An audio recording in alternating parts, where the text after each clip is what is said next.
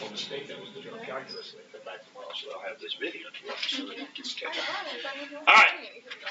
So, what do you want to look at here in exam 2? Some people commented this packet seemed a little harder than the other one. I don't know. Anything in the multiple choice section here?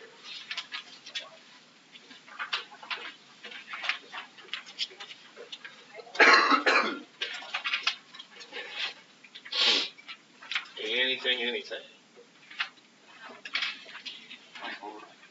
Which one?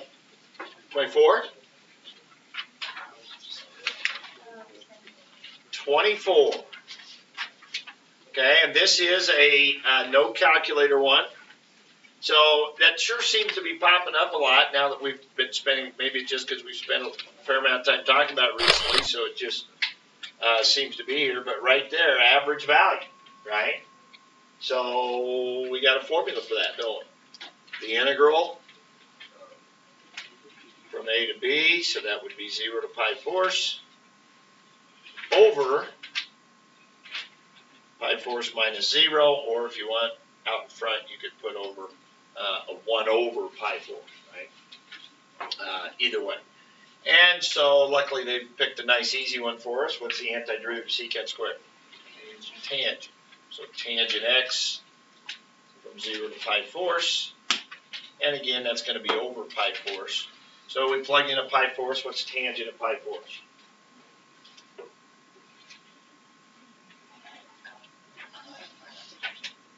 Tangent of pi fourths.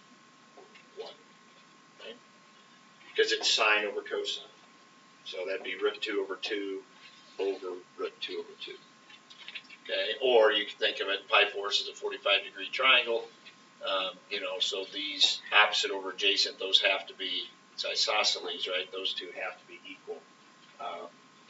So that over that. That's root 2 over 2, root 2 over 2, if you've memorized your triangles, that kind of thing. Right? So it is 1 minus what's tangent of 0? 0. Okay, sine over cosine, so sine of 0 is 0, cosine of 0 is 1, 0 divided by 1 is 0. So the top is that, so 1 over pi fourths would be 4 over pi. 4 over pi. Okay, what else? Going backwards? Because there's 2 17s in this packet, I think. This one here, this is a good one. Okay, relates to the gateway test here a little bit. We talked about the area of a region bounded. This will be a little easier later when we're really focusing on bounded regions. And, that sort of thing. We'll spend a lot of time talking about identifying the region that they're talking about. We haven't spent a lot of time doing that right now, but so that makes that a little trickier. And this is no calculator, so you look at this, you say, well, I don't have any idea really what that graph would look like, because it'd be nice to draw a graph of this thing so we know what integral we would set up. But you know enough here that you could plot a few points, kind of like that parabola one we did the other day. You could plot a few points and figure some stuff out. So in other words, x equals 1, well, that's going to be a line right over here. Okay, and y equals 0 is the x-axis down here. So those are boundaries. And then just plot a few points here. For example, put a 0 in for x. You get 0. So you know this curve is going to go through here. This part of it, the e to the x squared, that's always going to be positive, right? E raised to something. Even e raised to the 0 is going to be 1. That's always going to be positive. And then, so if x is negative over here, you're going to have a negative times a positive. So it's going to be down here. So we're not going to want any part of that curve, because it's got to be bounded by this line. It's got to be bounded by the y-axis here. So we're not going to want any area down there. If I put say a 1 into here, which would be the end of my boundary, if I put a 1 in, I get e to the 1 times 1, which is just e, which is 2.7 something. So if I plug a 1 in, I get a point up here somewhere, at e. And so basically, and it doesn't really matter what this curve does, curves up or whatever it does, we're essentially finding that area. So again, later on, when we get in chapter 7, we'll talk a lot more about finding these regions, but that's basically it. So this is just the integral of x e to the x squared dx from what to what? 0 to 1. Okay? Now, so that's part of the question is figuring that out. Okay? Once you have that figured out, it's tough enough as well. How do we do this? There's no calculator. Calculator would probably be easy. We just type it in right now, right? What do you got to do? Use substitution, right? Because this would be a really good use substitution problem. So those of you that passed the gateway early on haven't done a lot of practice on those. We haven't done a lot of use substitution. Now, there will not be integration by parts on the AP test.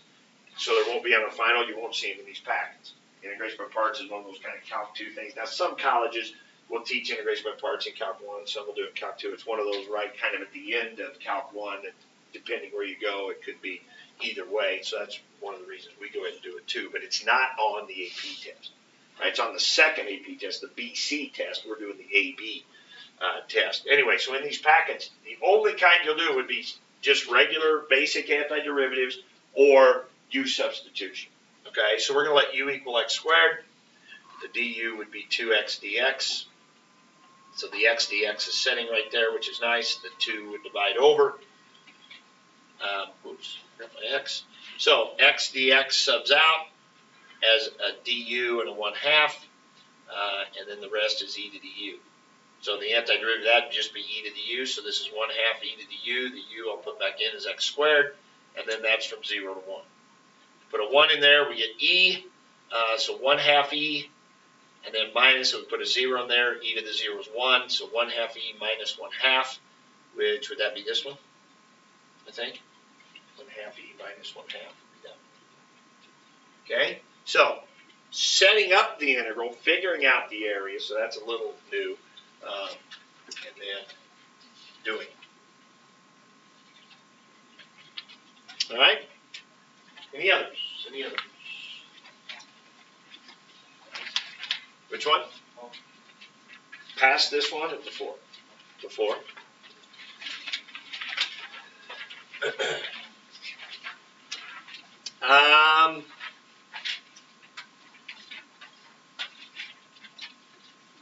Can't do this one yet. Okay? Now, since it's multiple choice, you probably could try some things, right? For example, if y, first of all, they tell you if y is 4 when x is 0, so you could plug a 0 into these and see which ones give you a 4. This one does not. This one would. This one, e to the 0 is 1, 4 plus 1 is 5. That one does not. E to the 0 is 1, 4, 4 plus 4 is 8. That one does not. E to the 0 is 1. Oh, wait. Is there only one that works? Well, that's silly. E to the 0 is 1, so that's not true. E to the 0 is 1 times 4. E to the 0 is 1. Oh, gosh. Yeah, it's got to be B. But that's unusual. Normally they would have, there would be 2 or 3 of them where that would work. And then you could, if these are supposed to be y, you could substitute those into there, into here, and that'd be y prime, and then you can check, does that match the y prime here? But what it is solving a differential equation. Basically, it's an initial value problem. They give you a differential equation, y prime equals 2xy, but it's one we can't solve because it's a mix of x's and y's. They give you an initial condition right here, okay? And so it'd be up to us to solve that. This is a differential equation type we are going to learn how to solve in Chapter 7. Okay, it's one of the things we're going to do in Chapter 7 also. So we will know how to solve that later, but right now we don't. Okay? All right. Anything else? One more. That didn't take long, so we can do it.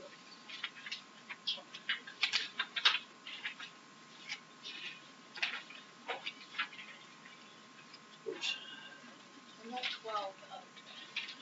Second 12. This will be a calculator one.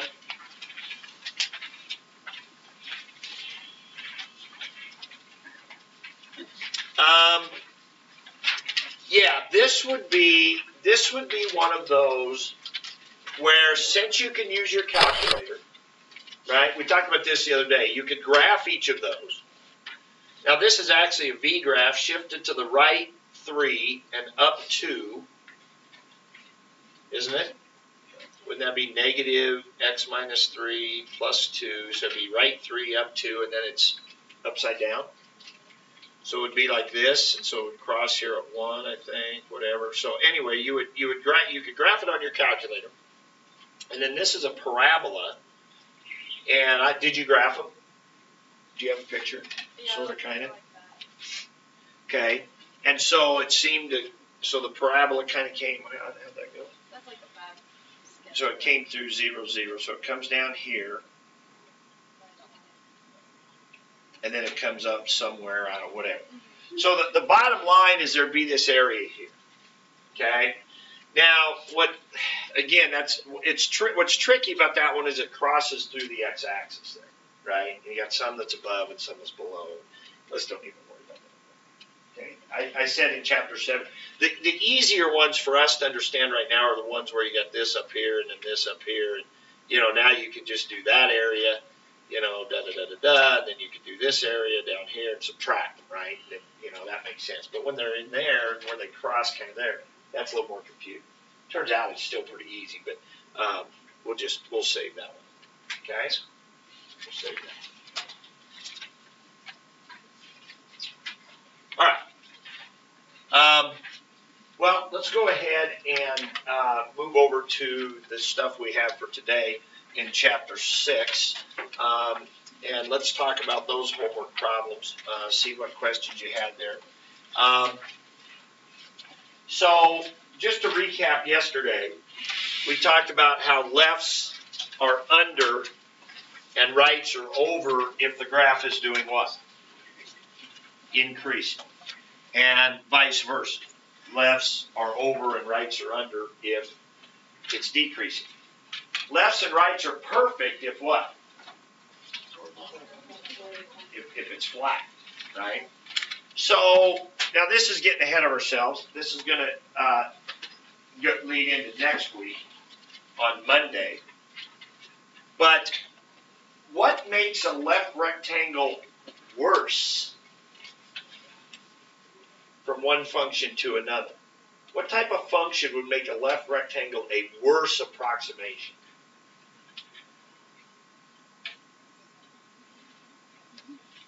A steeper graph will be worse for a left rectangle?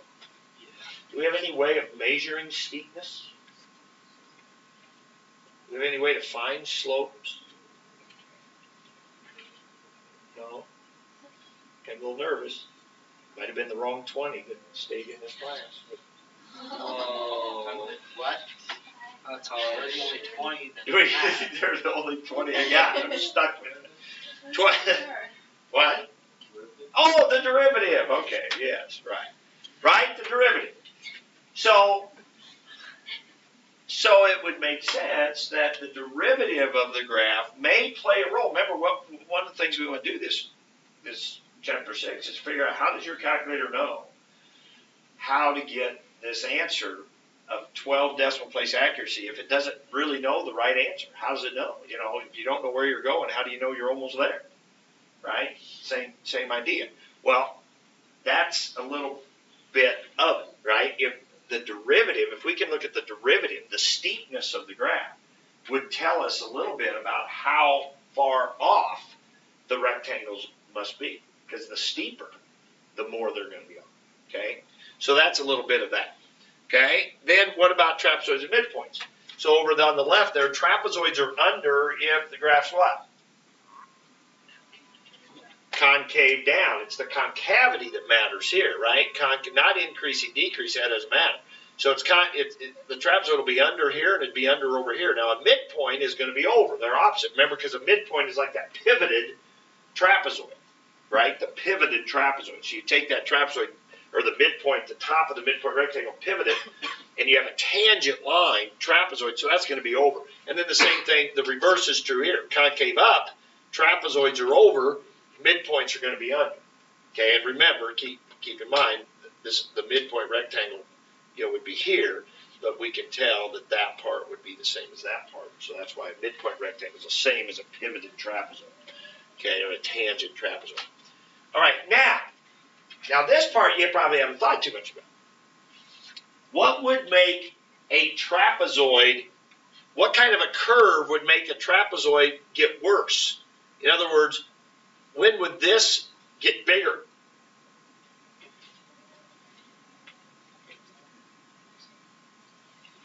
The curve is what? Yeah, it has to do with the curve, yeah.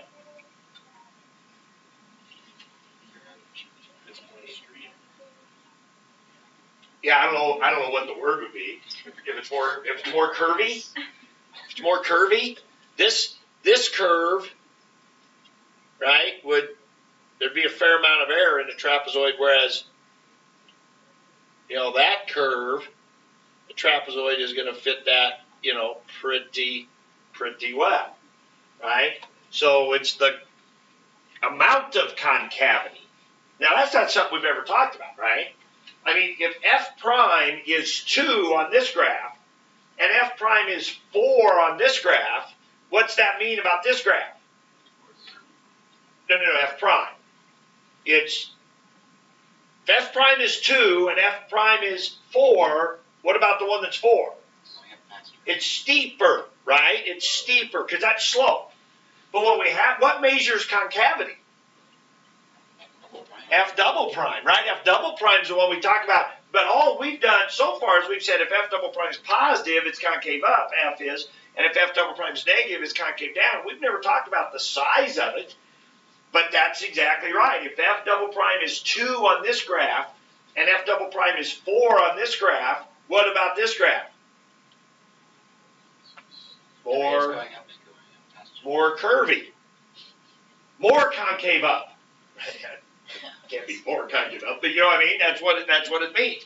They're both concave up. If one has F double prime of 2, one has F double prime of 4, they're both concave up, but the one that's 4 is going to be going up faster, okay? And so it's curving more. So by the same rationale as what we said before, I'll bet F double prime will play some role in telling us how much a midpoint or a trapezoid is off, because the more it curves, the more error there's going to be, okay? All right, so that's something we're going to get into in some depth next week. All right, so yesterday then we had this. I added this little piece to it. So remember, if you're doing an L4, there should be 4 items in here. We take the width, pull it out in front, right? There should be n items, midpoint n items. But when you do a trapezoid in the Simpsons, there's n plus 1 item. So if I do a T6, there'll be 7 of these here. Now, I can do a T7. I can do a trapezoid with 7 subdivisions. Then there'd be 8 of these in here. But with Simpsons, this will always be even.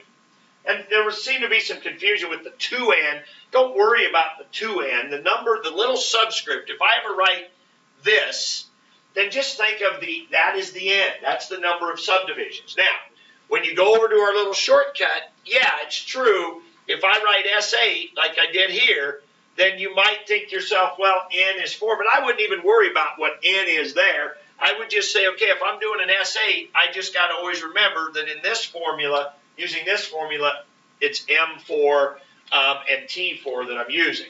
And if I've already done M4 and T4, then yes, when I write out M4 and T4, then yes, the n is 4, okay, when I do that. And so the n is 4 here. But when I do this formula, so when you're trying to figure out what n do I put here, that would be 8. If I'm doing an S8, then that would be an 8 that goes right there. So if I'm ever writing out this long version, that would be an 8 if I'm doing an S8, okay? But if I'm doing an S8 and want to do this shortcut here, then it's M4 and T4. So when I go to do M4 and T4, I'm doing this. So that n matches that n. Those would be 4. So, okay, so don't get too hung up with that 2n. Just know that this is always even. If you're doing the long way, if you're doing the short way, remember these here have to be half, okay, of whatever that thing is. And then, of course, we had our shortcut for trapezoids. Okay, so those are the things we talked about yesterday. Now, this you might want to add into your notes. I didn't really have this in there yesterday, so we want to talk about this a little bit. Okay, I don't know. I'm not sure I really even gave you time to write this down, but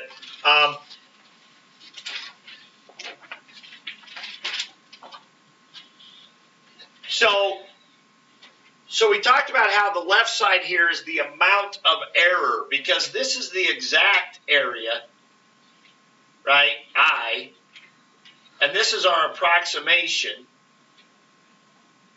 And so when we subtract those, that gives us our amount of error. Okay? That gives us our amount of error. So if they ever say in a problem, which they may have in our problems today, they may have said find I minus T4, I minus L3, I minus R3. You know, they're just saying, okay, find how far they're off. So just subtract the exact area, which you probably find with the fundamental theorem, right? Now, some problems we don't know the exact area. See, that's what we're going to be getting into over the next couple days here, or today and then Monday. Now, so sometimes we don't know the exact area, right? So we can't actually calculate the exact area. So what we'll be looking for, and this is what your calculator has built into it, that we'll be kind of talking about where it comes from, is do we know the max it could be off? I mean, that's what we'll really be looking at. What's the most it could be off? And so that's what the box represents, the max error. Okay, so if you get a thing that says, okay, I minus T sub n is less than or equal to this number, that's telling you that the amount of error is less than or equal to this. Well, if the amount of error is less than or equal to that, that's telling you that's the most it could be. That's the most error it could be. So that's what we call the max error. I'm pretty sure it's like this one. It's very error. Good. Well. Okay, an error bound. So that's an error bound. When you see that statement, that's an error bound. It's telling you that's the most error could be. Now, the other way you could write this is, another way of saying it is the amount of error. The amount of error, and then it'd be less than, so let's say this number was, 0.01, I don't know. So then that just means the amount of error is less than or equal to 0.01 or greater than or equal to negative 0.01. In other words, because that's when you take off the bars, right? Because we said we put the bars there because we really don't care if the error is positive or negative. We don't really care if the trapezoid's over or under. We're just, how much is it off? So if it's over, when you subtract them, it'd be a negative. If it's under, when you subtract, it'd be a positive, right? So that's all that would mean right there.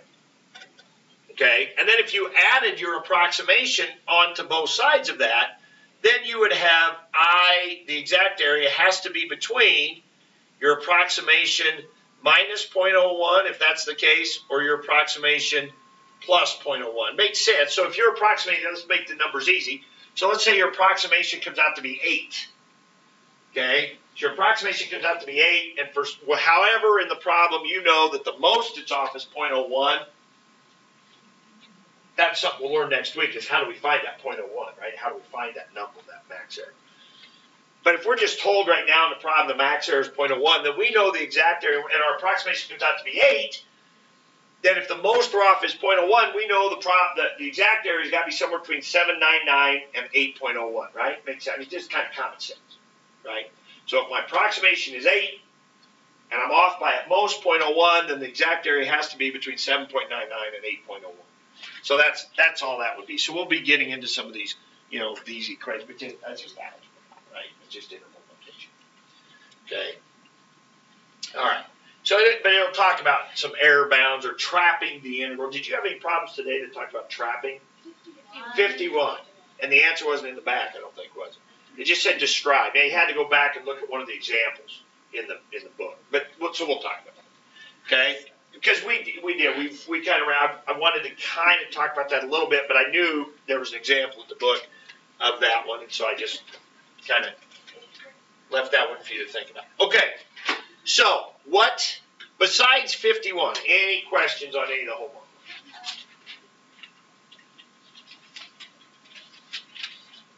Yeah? Number 3. Yes, what about? What it's asking about if L7 is less than or equal to I, which is less than R4. Yes. So I got it, I think I might have done it wrong because I got mine, my ln is bigger than the whole, I don't know. 0 to 1 sine x squared dx, and it said explain why. Was it L7?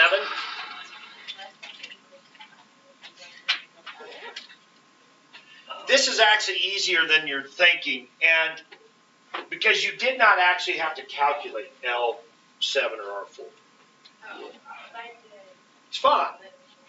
It's fine if you did. There's nothing wrong with doing that. And it would be good practice. I mean, L7 would be B minus A over N, right? I mean, if we're going by our new way of doing it, and if you're going from 0 to 1, and you're going to divide that into 7 subintervals, this would be 1/7, 2/7, and so forth, right? So you'd have, and you're doing a left, so it'd be f of 0 plus f of 1/7 plus f of 2/7. So you could do this on your calculator, right? And all that. Put this in as your function.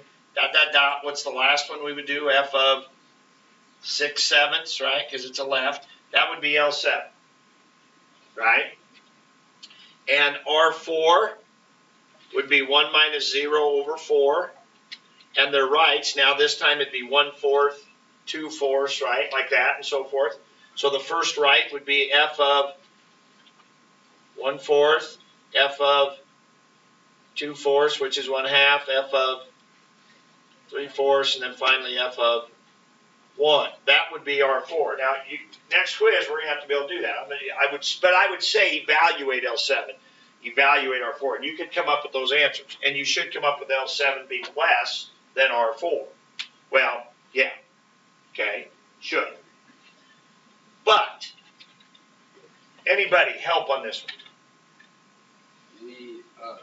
Yeah, I said it is valid because the sine of x squared is increasing from 0 to 1. That's the key. Now, you could use your calculator there. I said that we would be a lot of no calculator here as far as setting it up, but then you could use your calculator to do this. But if you graph sine of x squared, that's really the key here.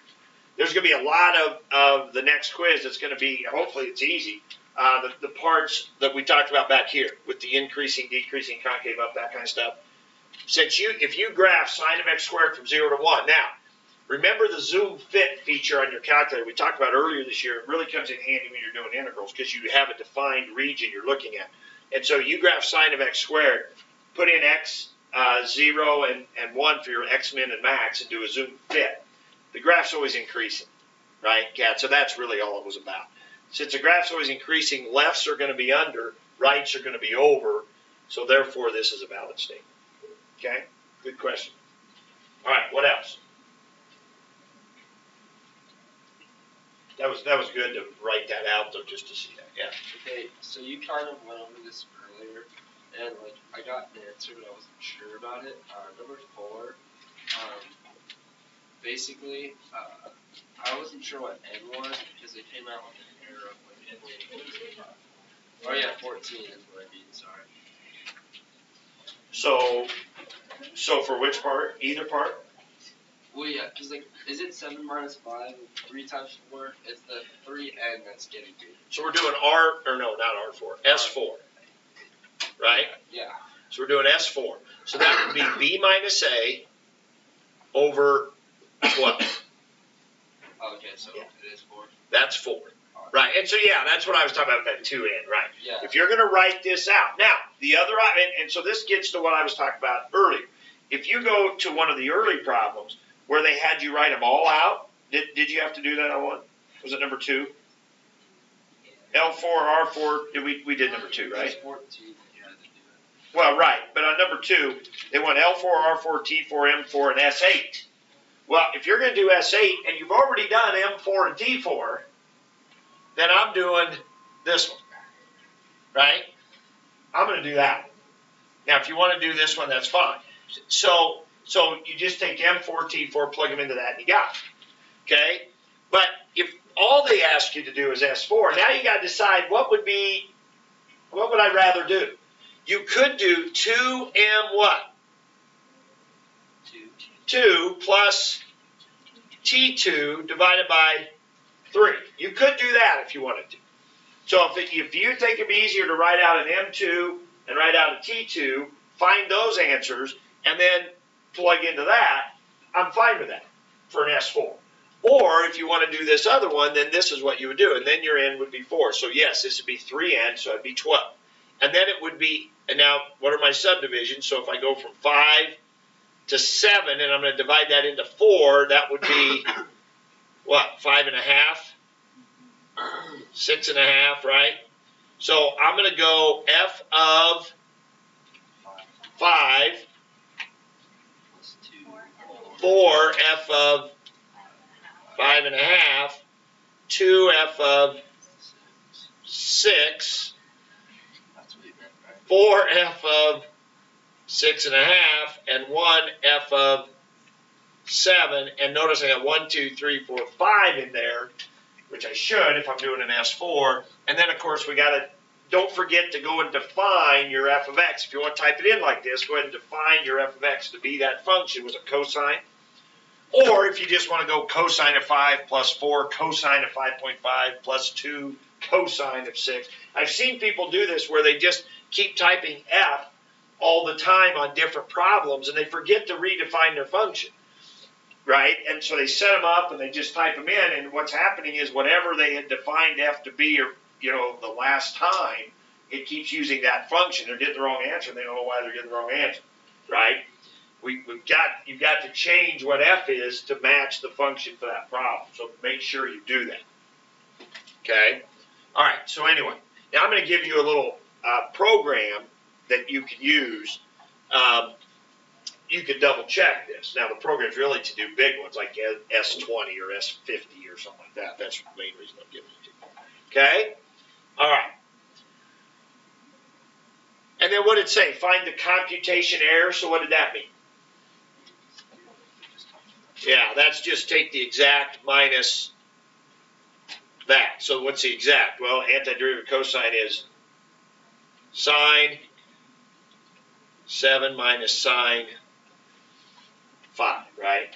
Whatever that comes out to be. That would be the exact area, right?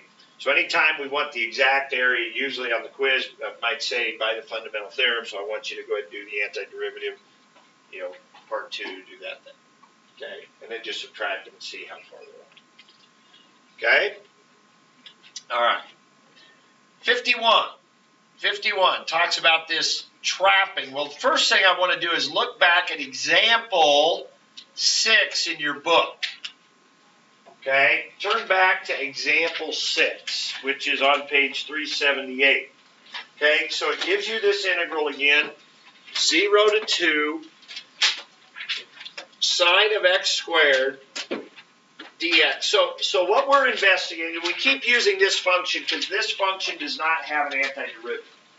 Okay? So sine of x squared does not have an antiderivative, so we do not know this exact answer. If you type in your calculator, it's going to give you a decimal. It's approximating it, but it's doing a really good job of approximating it. So the idea is how could we're leading up to how we're going to learn how the calculator's doing. So we're saying, okay, if we don't know the exact answer, how could we trap this integral? Now, graph it. Everybody go on and graph your integral from 0 to 2.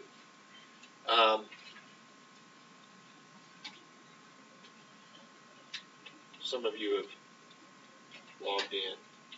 Excellent.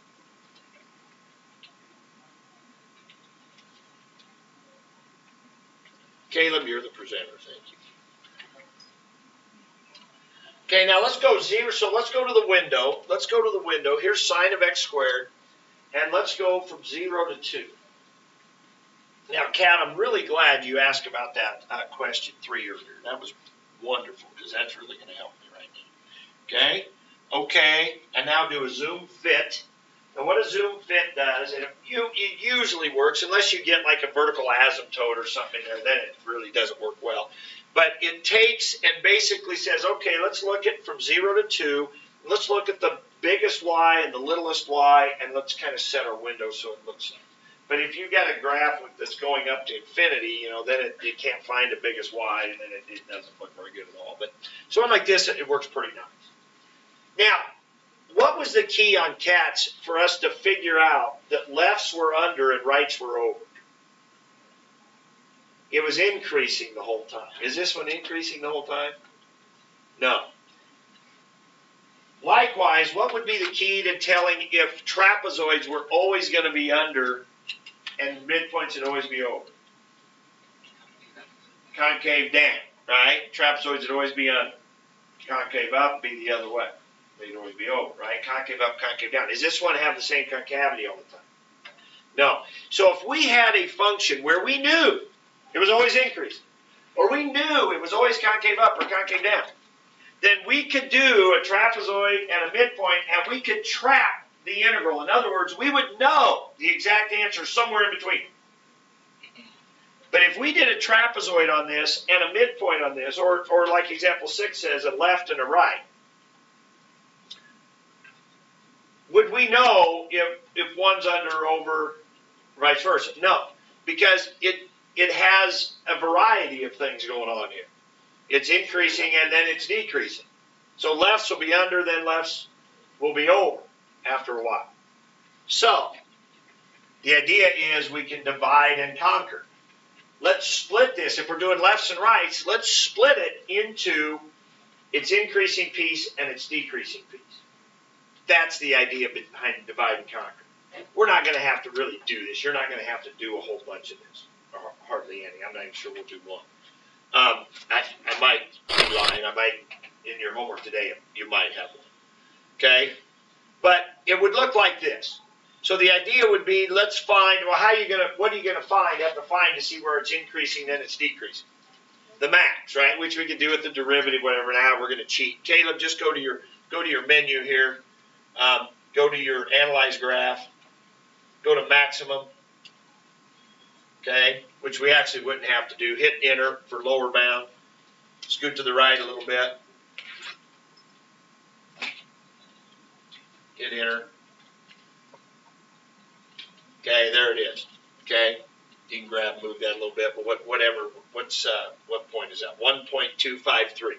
Okay, 1.253 is our max. Okay, so what we're going to do with that is we're now going to say, all right, we can break this into the integral from 0 to 1.253, right? Like this, and then the integral from 1.253 to 2. Right? You with me? Now, this one is increasing. So what's going to be under?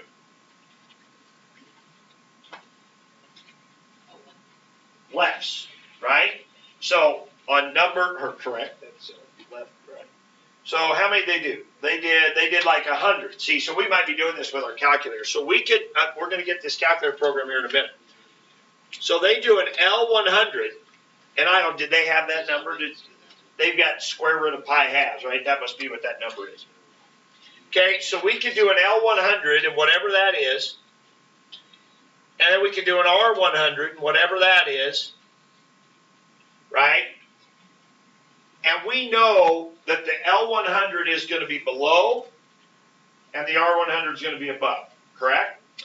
Then we could come over here and we can do 100 lefts on this and find that number. And we can do 100 rights on this one and find that number.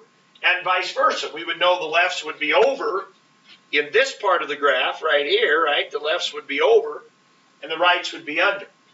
Then we could add these together. So on this end, the rights, on this end, the lefts are under. And we could add those together with the rights over here because they're under.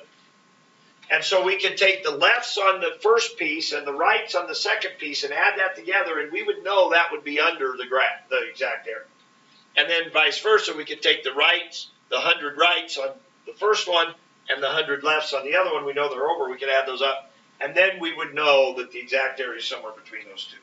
Make sense? That's divide and conquer. Okay, using the fact that we know it's increasing. So now to number 51. Because all you had to do on 51 was describe. Describe. So how could we take this one and divide and conquer so that midpoints and trapezoids would give us an over and an under? Where would we divide it? Where the concavity changes instead of at the max. So we would find the inflection point, which looks like it might be in here somewhere. And I think there's another one. I don't know where, but say it's in here somewhere where the concavity changes. And so here it's concave up, trapezoids would be over, midpoints would be under, right? So in the two areas, so we could find those points, we could split this into actually 3 integrals. and do what we did before, right? The midpoints would be under here. Add that to the trapezoids in here, which would be under, and then add that to the midpoints here, which would be under. Add those three together, and that would give us an under approximation.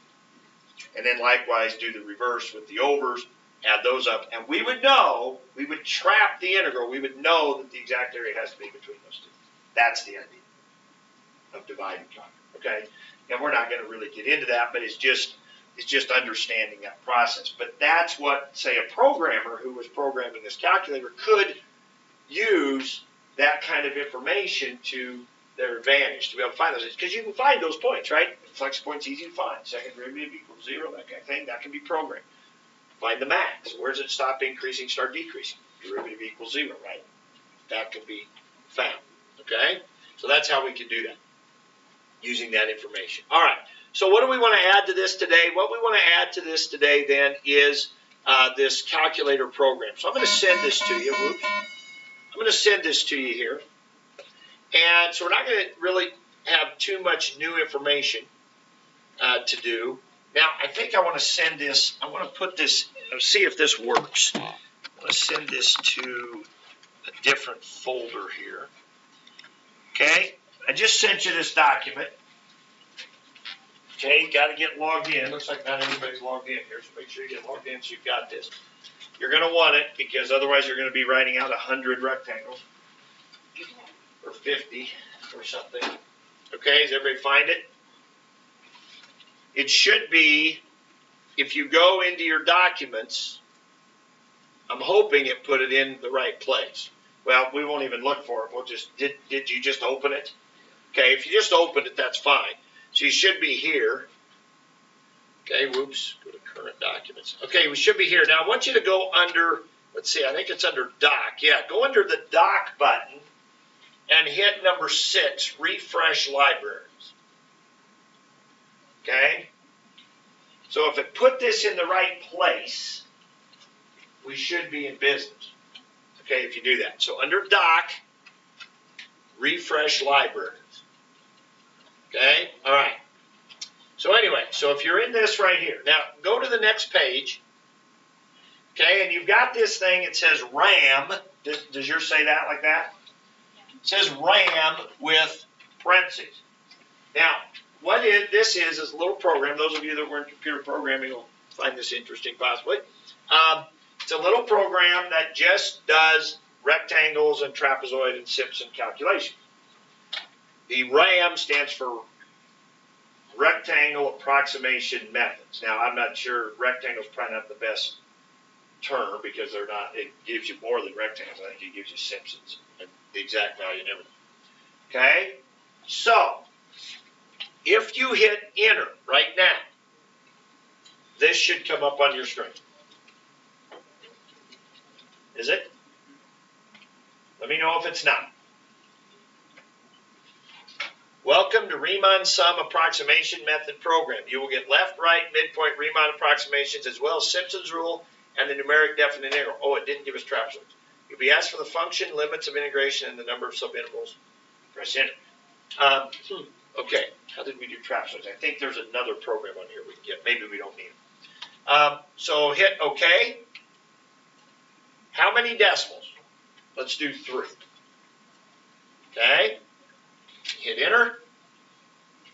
Now, here's where they want the function. Now, if you've already, maybe through the course of another problem, already entered it into or defined it, whatever, but normally you would type that in right here. So let's do the one we just did. Type in sine of x squared. So right here we would go over to our calculator and we go to trig, we go to sine. Whoops, why can't I do that? Why didn't that work for mine? Maybe I have to just type. Did it work for you guys to go over here? Oh, I don't. I've got to type it in. Okay. So you guys can type in sine x squared. Okay. Yeah. Okay. All right. So we hit sine of x squared. Hit OK. Left bound, we're going to go 0. Right bound, we're going to go 2. Subintervals, let's do 100.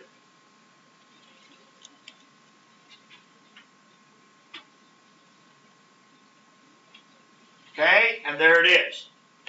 We've got our midpoint, our trapezoid, our Simpsons, and the exact. Man, that's really good. Oh, it's got the left and the right. Oh, yeah, trapezoid's there.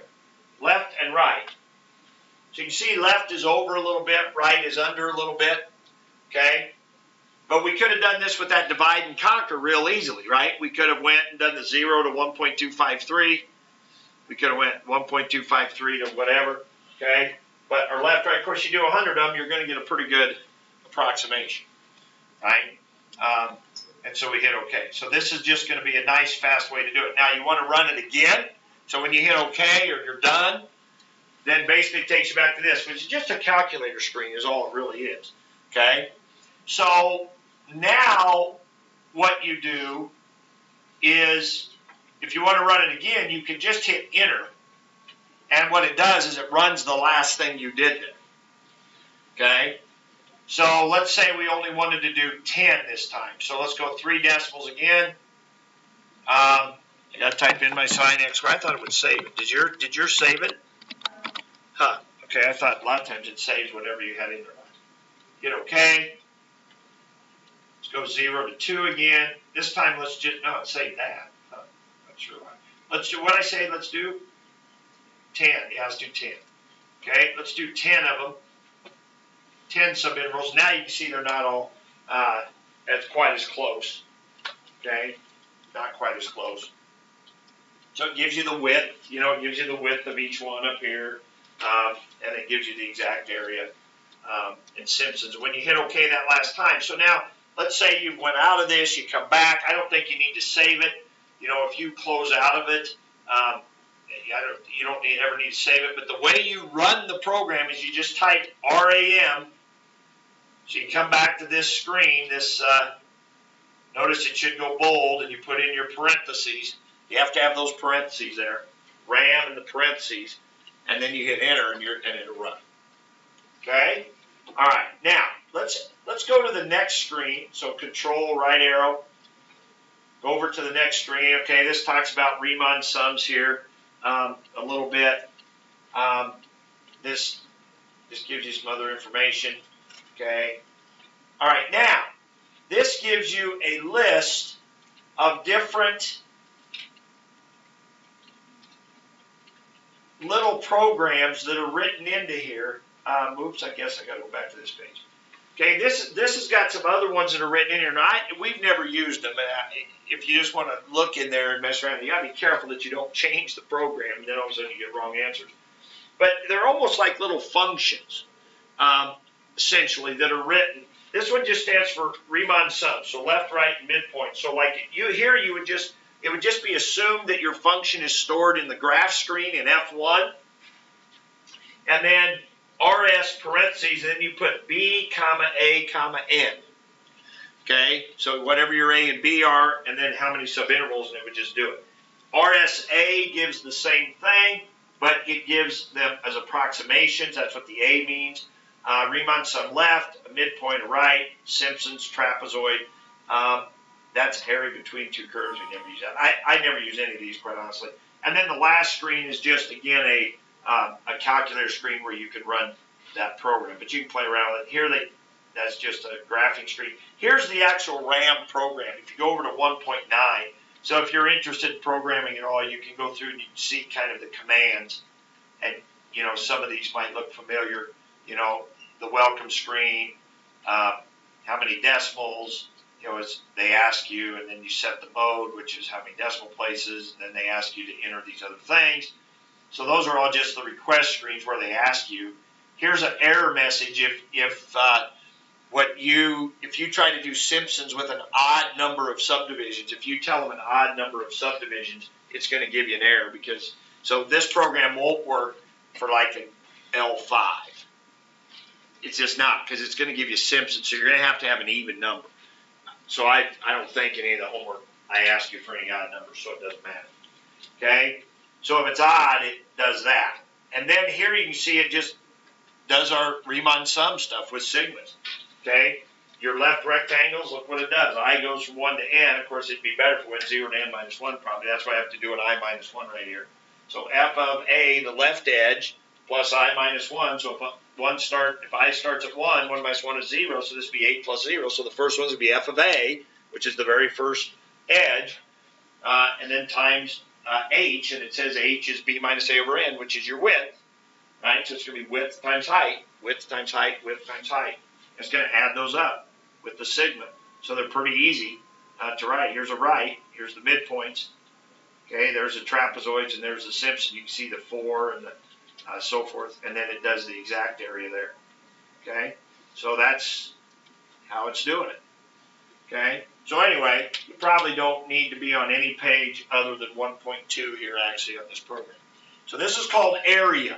So anytime you want to run this, you can probably just keep it up on your calculator, keep it going as your current document. So if you go out of it, if you go to the home screen, as long as you never close it, and when you close it, I don't think you ever have to save it. I would usually say no. That way it pulls up the way it did you first started using it. But under current, if you never close it, it's always your current document. It'll be there. So if you need it on the next quiz, and we may or may not. Again, the idea is if I give you an R100 or R5, I know you'll need it on your homework here. Okay? All right, that's it. That's really all we have new to really worry about. Okay, so you're going to have some homework in section 6.1 here to do. So let's see how much time. Tell you what, let me talk about what I want to talk about right now. I've got to be in some interviews for, Mrs. Payne is retired. Did you guys know that? What? You're kidding. Mrs. Payne is retired. This year? Yeah, this is her last year. So, you guys are lucky because I know Mrs. Clark might teach you on the advanced math, so you got out of here before you had to get her. All right, so anyway, you got Mrs. Payne. But, so anyway, there's some math interview. We're interviewing some teachers tomorrow, and I have to be in on those. So, so I won't be here. So we'll have some work time on. We've got a kind of a long-term assignment that long-term is due next week, hand in late next week, and then also there's a new packet I'm going to give you, and you're going to work on that. So there's a homework assignment out of the book for tomorrow. Basically, you should get that done for tomorrow. But then you have work time in class tomorrow on this. Assignment I'm going to give you. It has to do with rectangles. You're going to do some drawing and coloring and stuff, and then some packing stuff. And so you'll have work time all day tomorrow on that. Okay. So let's talk about what this long-term assignment is right here. This was a picture taken a number of years ago, 10, 15 years ago probably. Mr. Talbot and I in his AP biology class. There was some overlap we had some kids who were in calculus, AP biology, and so we used to take a trip with his class to the Niobrara River over usually in the fall, over like Labor Day weekend, early September. There were some years we went in October, but then it got kind of cold, so we started going a little earlier. But anyway, he did a bunch of different biological experiments over the course of several days as we stayed up there, and we tried to incorporate some math kind of activities that were related to biology as well. And one of them we did was calculating the flow rate. This is something the biologists do to study the river ecosystems and the type of aquatic life that would live in the river, and a lot of that has to do with the flow rate. Fast-moving rivers, there's certain kinds of aquatic life and so forth that would not do well in that environment, and others that would. And in a slow-moving, like the Niobrara, very, very wide, not very deep, and then they would correlate that. They would look at that. And so the mathematics we did was to find the flow rate of the river. Now, the way you do flow rate is you need to have, you need to have a calculation that would be, you would want to find a volume, so let's say it was cubic meters, per second. That would be the thing. How much water is flowing per unit of time? Okay, so it's a volume divided by time. So the way you would find that is you would want to take a cross section, like a slice, like a cross section. The way you find the volume is you would take a cross sectional area, like meters squared. So what we did, and what you see in this PowerPoint, what you see them doing, and what you can't see is there's a string. You can just barely see it right here. There's a string that we stretched across. We took a string and we put stakes, and we probably went about 30 meters with it.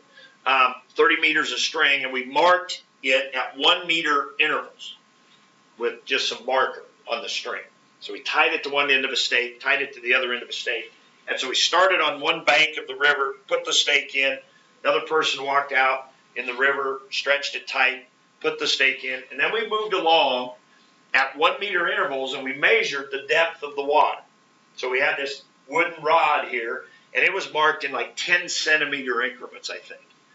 And we just stuck that in, and we looked at the level of the water, and we'd say, okay, that's 15 centimeters, and she'd write it down. And then we'd move over another meter, and we'd move over another meter. We kept taking these depth readings. We went all the way across the river. Now, this particular year, I think this was 2001, is the one I have for you today to do. It was 144 meters across. It's very, very wide. Okay? And so these are just some pictures of them taking those readings. Here you can kind of see that string right there. Okay? So what we would do is then we would plot those. That's what you're going to do, actually. And we would plot those. Now, we would do them kind of upside down. I mean, so you got to think of this as the top of the water. And then this would be, so, we get a graph that might look something like, whatever, something like that. And that would be a cross-section of the water. So this would be actually the bottom of the river, right? That makes sense? So, actually the river would have looked more like, like that kind of thing, right? That's the river. But so we would get positive values. We graph it this way. So that's what you're going to do, okay? And so what we were trying to find is, what is this area? Right? Well, that's right up our alley, right? That's a calculus thing. How in the world would we find this area? It's not a geometric shape. Well, there's not really an equation we can do. So really, it's like having a table of data. And so what we would do is add up these rectangles. Now, they didn't, because we did it in calc class. What they did is they just kind of did an average. I think they took all the points and averaged it. Kind of got an average depth and did a rectangle thing. Okay? A single rectangle. So we're going to draw in these things, and there's a little bit of extra credit opportunity for you as well. So for those of you that like drawing and those kind of things, you'll like this assignment. Okay. So anyway, so we've got to find that cross-sectional area, and then you got to multiply that by the velocity of the water moving on the river. Okay. And so when we first started doing this, to get that, and so you can see how that gives you cubic meters per second. So when we first started doing it, we took an orange, we just dropped it in the water, and we timed it. We took a tape measure, and we stretched it out 10 meters, and we just dropped this orange in, and we took a stopwatch, and when it hit the beginning of the tape, we started it. And then when it got to the end of the tape, we stopped it, and we saw how many seconds it took, and we took 10 meters divided by how many seconds, and that was meters per second. We did that about 5 times at various places along the river, and took an average. And so then once we got our area, once we found this area, multiplied it by our velocity, that gave us the flow rate of the river in that area. Okay? So that was the project that we do. That was the idea. So what I have for you guys is that data that we collected that year. Now also, there are these little, up at the Niobrara, there are these little feeder streams that come out of the sand hills. The water, as the water percolates in the sand hills through the sand down to the bedrock, and then it flows underneath the ground towards the Niobrara River, and it dumps, and it comes in these canyons, and these little feeder streams then run into the Niobrara all along. And so that's on the back. So that data's on the back. Okay? So these little streams, I mean, this was only about 80 centimeters wide. It wasn't even a full meter. These little streams are about like this. So we took readings every 10 centimeters there. And those are the depths of that. Okay, so these are the points. Now you see there's 144 of them, actually 145 because it starts at 0. So the first column would be the meters going across, and the second column would be like your Y, that would be your centimeters. Okay, so your job is to plot all those points, all 145 points on some graph paper, and draw in rectangles. Okay, so you guys, everybody's doing their own, but everybody in these two rows, you will draw in right rectangles. You guys will draw midpoint rectangles. Happens every year. Every year the people that get midpoint. It doesn't suck. It is just as easy as the rest. I'll show you. And then you guys have lefts. You guys have lefts. Okay? Now, it's going to look like this. So, you have an option of just drawing it on graph paper. You know, that'll be fine. Everybody, now, we're not going to have 144 rectangles. We're going to make them 2 wide, 2 meters wide. So we're going to have half. Oh, wait. Everybody needs 3 pieces of graph paper. Yeah. Everybody needs 3. Now, if you goof up, if you goof up and need more, they're right here on this cart underneath here, so you can always grab more. You'll need 2 kind of put side by side for the river, and then 1 for the stream. Oh, I didn't give cheese. No. This tomorrow. What? We're doing this tomorrow. Yeah, we'll get started here a little bit today, but then, well, this is one of the things you can be working on tomorrow. Yes, if you want to be working on this tomorrow in class, there's also a packet, some problems in a packet, about 16 of them in a packet. So you can work on those tomorrow. Either way. When does this due? This will be handed in next week on Thursday. So we have a little while. Do we have like So yes, different assignment tonight that's different from this? right. There's a book assignment. Now I'm not going to be here tomorrow, so it's not like I'm going to go around. Yeah, you do have We a should find a book assignment. Why would you tell us that? I was gonna I already told you I wasn't going to be here. No, I know. All right, now, so everybody needs 3. So, I think that we were and because there's, okay, listen up. There's just not enough, right? There's just not enough boxes to do 144 points, right? But if you put 2 side by side, there should be enough to do 7, right? I know I didn't count it, but I'm pretty sure. I know we did it. Now this year we did this one. Who's this? Anna Adamson.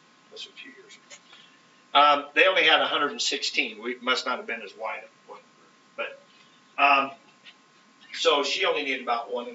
But I'm pretty sure it'll fit on 2.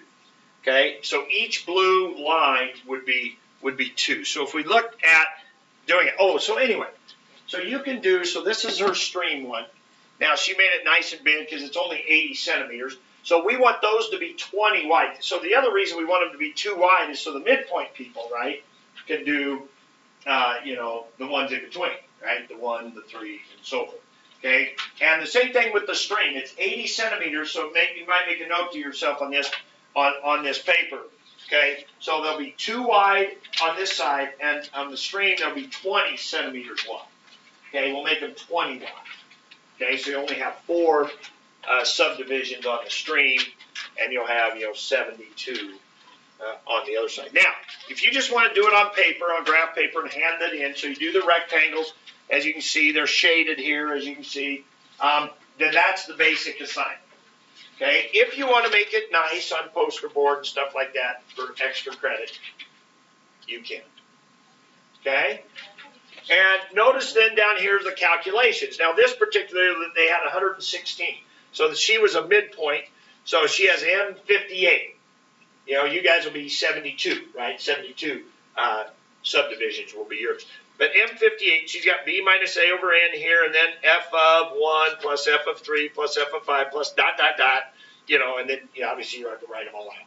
And then she's got some of the actual numbers plugged in here. And then she's got her final answer down here. Now, you do have to keep in mind, now she just put meters. It should be square meters. She probably lost it. But it should be square meters. It's area. Now, you are going to have to convert, right? Because you've got centimeters and meters here, right? So you're either going to need to convert the meters into centimeters. So instead of 1 and 2 and 3, it would be 0.01, 0.02, whatever. Or your centimeters. When you do the calculation, you don't have to when you graph it. But when you do the calculation, you're going to have to change one of them. So the centimeters, you can change to meters. I take it back. If you change meters to centimeters, that'd be 0, it'd be 100, it'd be 200, it'd be 300. If you change the centimeters into meters, that would be 0, 0.05, 0.15, 0.19, whatever. But so when you do the calculation, right, you got to make it match. I don't care if you do cubic centimeters or cubic meters. Doesn't matter. Now, on the stream, it would make sense to do centimeters, obviously, because they're both in centimeters. Okay? So anyway, I don't know, she printed out a picture and did all that. But, okay? So that's what it'll look like. I'll have this up here, if while you're working, if you ever want to look at it, whatever. So, what would this look like? So, if you've got, so just so you understand, midpoint people and so forth, you guys, everybody's plotting all 144 points or 145 points. Okay? So, it would look something like this. So everybody's graph would look essentially the same. It's just that as far as the actual point. So I want you to plot the points. So let's say you figure it out. So this would be 2, this would be 4, this would be 6, this would be 8, this would be 10. Like we said, each line is going to be 2. And then you're going to have to count. What's the biggest in the stream? What's the deepest part? What number do you see that's the biggest there? So we can set our axes. I see a 62, 75, I see a 75, a couple 75s, okay. So you guys will have to count on your graph paper if you want to go by 5s here maybe, if 5s will be the way to go, or 8s, or whatever it takes to make it fit, okay. I don't know what now this was a different year, so it was, the numbers were different. It looked like she went by 5s, but she would have had room to maybe go by less than that. But whatever, that seemed to work out okay. So you guys can figure it out on yours.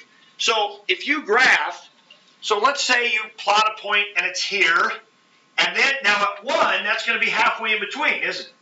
Right? Because these are too wide and we're going to go by 2s. That's the only way we can make this fit this way. So when you do your 1, that's going to be in between, like here. And then you do your 2, and let's say that's down here, and then your 3 is, here, or your 3, and then your 4 is right there. Okay, so now I want everybody to connect their dots with a smooth curve, right? So you would connect this with kind of a smooth, as best you can, and so forth. Now, if I'm a left rectangle person, I'm going to go at this point, go all the way over to that blue line, and I'm going to have a left rectangle right there. If I'm a right rectangle person, I'm going to draw at 2 and go back, and I'm going to have that rectangle. And what if I'm a midpoint? If I'm a midpoint, I'm going to go to the middle point at 1, and I'll go that way, and draw that rectangle. You see what I mean? So midpoints are not any harder to draw. You all have those same points. There. It's just that midpoints will be at the ones in between, and you're drawing your rectangle at that height. Okay? And you just do that all the way across. Okay? All right. So that is the Niobrara graphing assignment, and that will be handed in next Thursday. If you get it done early, if you work on it this weekend and have it done, I want to hand it in, early, that's fine with me. Okay? And then this example of one is sitting up here if you ever want to look at it. Okay? All right.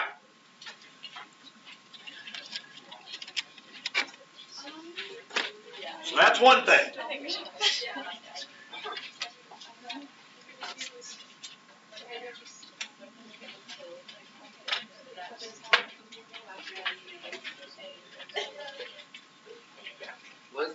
Oh, I should have waited a few days after the drop date, shouldn't I? Before I gave you another packet. Yeah. This might be the packet that should put you right over the edge. I'm The done. extra credit is just for having a poster board, or is there like other? The extra credit? Yeah. Yeah, the extra credit is for the poster board, making it look nice and pretty. Yeah, I think the minimum expectation is that you would graph, and connect and the river, a bottom graph, that you would draw your rectangles, that you would shade them, okay? Color, no color, whatever. Colors probably, if you put it in the poster board, that'd be nice, whatever. But if you just color on graph paper, just hand the graph paper, that's probably not extra credit. But just shade them in, okay? Shade the rectangles in. Some people have done where they shade the water, the actual area, in kind of a blue maybe for the water, and then the rectangles in a separate area so you can kind of see the difference between, the actual area versus the rectangles, that kind of thing. But the minimum part of the assignment is draw all the points on the graph paper. Probably, like say, have to if you're not going to put on poster board or something, you have to staple them together probably, or tape them, the two sheets together. But draw the points, sketch in the river, and then draw your rectangles and shade them. And then do the calculation, right? Write out the calculation like we talked about, and have the calculation for both the stream and the river. That's the minimum of the basic assignment, okay? Putting on the poster board, fancying it up a little bit. Okay, all right. So in sample 3, so this would be, if you were going to look at this, I guess if you wanted to say, when you get all this done, it doesn't matter to me, but basically if you want to say for tomorrow, it would be that next line on the homework, 6.1, the next line down on that homework sheet. It's going to be using that area program that I gave you. You're going to be doing some stuff with S50s and R50s and L50s and that kind of thing, and error bounds and all that very similar to what today's was like. Okay? I guess you would say for Monday, then it would be that sample 3 I just gave you.